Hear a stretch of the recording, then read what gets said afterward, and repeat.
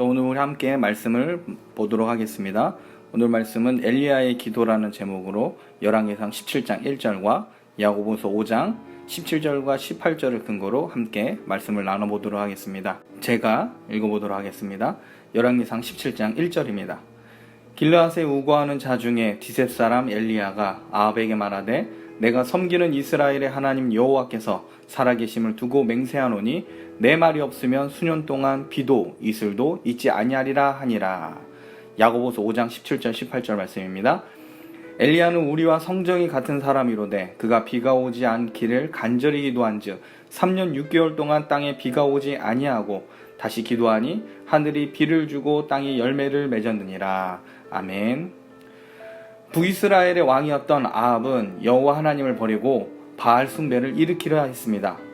가나안 땅에 바알을 숭배하는 나라들과 좋은 관계를 맺음으로 부강한 나라가 되길 위해서입니다. 이때 엘리야 선지자는 아합을 향해서 이스라엘의 하나님이며 살아계신 하나님의 이름으로 이 땅 가운데 기근이 있음을 선포합니다. 엘리야가 말한 이 기근은 이미 모세를 통해 주어진 하나님의 말씀을 근거로 합니다.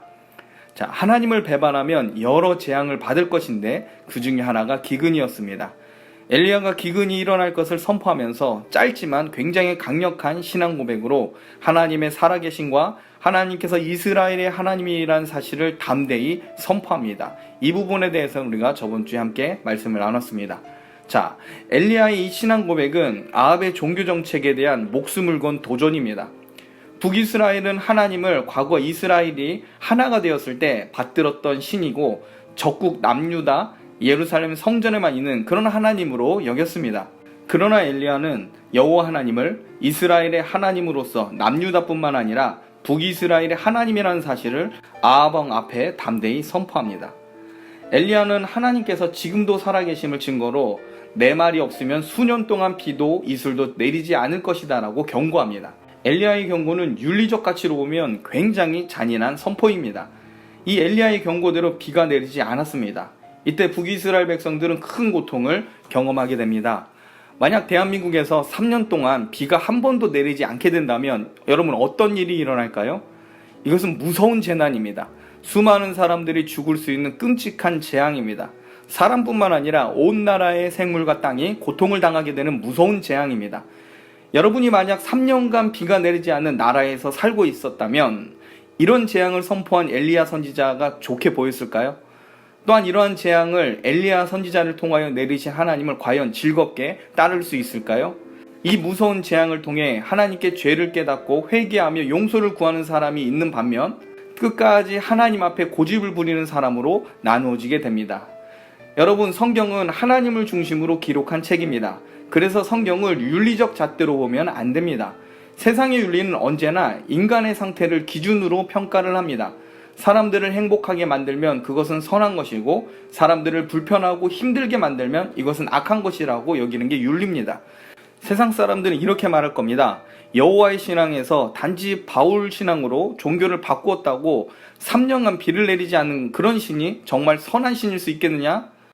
혹은 수많은 사람들이 목말라 죽게 만든 이 신을 어떻게 믿을 수 있겠느냐? 자, 이렇게 이들은 말할 겁니다. 이것이 세상 사람들의 한계이고 세상 사람들이 하나님을 믿을 수 없는 이유가 됩니다. 성경은 세상 윤리가 아니라 믿음으로 보아야 합니다. 세상 윤리로 엘리야를 비판한 사람이 바로 아합 왕입니다. 3년의 기근 끝에 엘리야가 아합을 찾아가자 아합이 엘리야를 향해서 이스라엘을 괴롭게 한 자여 너냐라고 말합니다.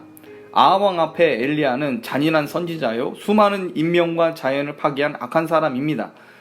하나님의 말씀을 세상 윤리로 가지고 보면 사람은 결코 성경을 정직하게 읽을 수가 없습니다. 참된 성도는 성경을 하나님 중심으로 보아야 합니다. 사람의 상태가 아닌 하나님의 언약을 중심으로 보아야 합니다. 왜 언약이냐? 왜냐하면 하나님은 먼저 언약을 하시고 그 언약을 근거로 자기 백성의 생사화복을 주장하시기 때문입니다. 하나님은 잔인한 하나님이 아닙니다. 하나님은 인격적인 하나님이십니다. 아무 가르침이나 약속 없이 일방적으로 자기 백성을 벌 주시는 그런 분이 아니라는 말입니다. 하나님은 먼저 가르침을 주시고 그 가르침대로 순종할 것을 요구하십니다. 그리고 이스라엘 또한 모세 때에 자기들이 하나님의 말씀에 순종하기로 약속해 하였습니다. 하나님은 이스라엘이 약속을 어길 때 그에 따른 징계를 구체적으로 기록해서 후손들에게 기록으로 남겨두셨습니다. 그런데 이스라엘은 계속해서 언약을 어기고 우상을 숭배하였습니다. 하나님은 오랫동안 참고 기다리셨습니다. 수많은 선지자들을 보내면서 경고하셨습니다. 그래도 끝까지 이스라엘은 하나님께 돌아오지 않았고 하나님과 약속을 계속 어겼습니다. 결국 하나님은 이대로 북이스라엘을 내버려 둘 수 없었습니다. 하나님은 언약에 기록한 대로 실행하기로 작정하셨습니다. 그 약속의 내용이 바로 신명기 11장 16절과 17절의 내용입니다. 자, 제가 읽겠습니다. 너희는 스스로 삼가라. 두렵건대 마음에 미혹하여 돌이켜 다른 신들을 섬기며 그것들에게 절함으로 여호와께서 너희에게 진노하사 하늘을 닫아 비를 내리지 아니하여 땅이 소산을 내지 않게 하심으로 너희가 여호와께서 주신 아름다운 땅에서 속히 멸망할까 하노라. 오래전에 모세는 이스라엘이 하나님을 버리고 다른 신에게 절하면 하나님께서 하늘을 닫아 비를 내리지 않을 것이라고 말합니다. 우상 숭배를 하면 기근이 일어나게 될 것이라고 이스라엘이 하나님과 언약한 내용을 지금 모세가 신명기에 기록해 둔 겁니다. 그러므로 엘리야가 앞으로 기근이 있을 것이란 이 말은 엘리야의 생각이 아니라 하나님의 말씀을 근거로 한 선포입니다. 엘리야가 날씨를 조정할 수 있는 능력을 가진 그런 선지자이기 때문에 이런 경고를 한 것이 아닙니다. 엘리야는 하나님의 말씀을 다루는 선지자이기 때문에 하나님의 말씀을 근거로 경고할 수 있었습니다. 오늘 우리가 읽었지만 야고보는 이 엘리야가 우리와 같은 성정을 가지고 있다라고 하였습니다. 야고보서 5장 17절에 이렇게 기록되어 있습니다. 엘리야는 우리와 성정이 같은 사람이로되 그가 비가 오지 않기를 간절히 구한즉 3년 6개월 동안 땅에 비가 오지 아니하고. 엘리야는 우리와 같은 사람입니다. 엘리야는 우리와 같이 죄인이고 실수가 많은 그냥 사람일 뿐입니다. 그러나 엘리야가 하나님의 말씀을 근거로 기근을 선포하자 정말 3년 6개월 동안 비가 내리지 않은 겁니다. 그리고 엘리야가 말씀을 근거로 하나님의 살아계심을 드러내달라고 하나님을 향하여 갈멜산에서 기도할 때 3년 6개월 동안 내리지 않던 비가 비로소 내릴 수 있게 되는 겁니다. 엘리야의 말이 단지 인간의 말이면 그것은 허풍으로 끝나게 됩니다. 그러나 엘리야는 하나님의 말씀을 근거로 선포한 겁니다. 그러기에 엘리야의 말은 하나님의 뜻이 담겨 있기에 놀라운 능력으로 하나님의 살아계심이 증거되게 됩니다. 여러분, 교회는 능력의 원천이자 세상의 감각으로는 판단할 수 없는 이 하나님의 말씀을 담당하는 공동체입니다. 이 세상에 수많은 기관과 유능한 사람들이 있습니다. 그런데 하나님께서는 이 놀라운 하나님 말씀을 그들에게 맡긴 게 아니라 교회에 맡겨주셨습니다. 이것이 교회의 영광입니다. 교회는 이 세상 속에서 하나님의 말씀을 받아 말하는 유일한 기관입니다.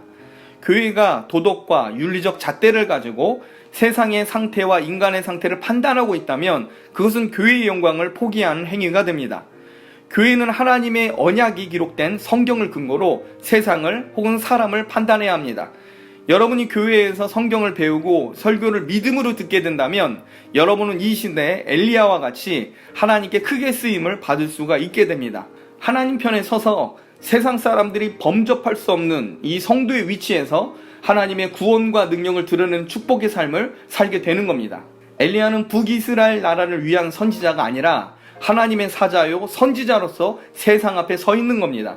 오늘날 교회도 엘리야와 동일한 위치에 있다고 볼 수 있습니다. 여러분이 하나님의 말씀을 듣고 세상 사람들의 삶의 방식을 따르지 않는다면 하나님은 여러분을 구원하시고 재앙 중에도 여러분을 보호하여 주실 겁니다. 하나님을 배반한 아합과 북이스라엘 사람들은 기근 중에 괴로웠지만 엘리야는 물과 빵을 하나님께 공급받게 됩니다.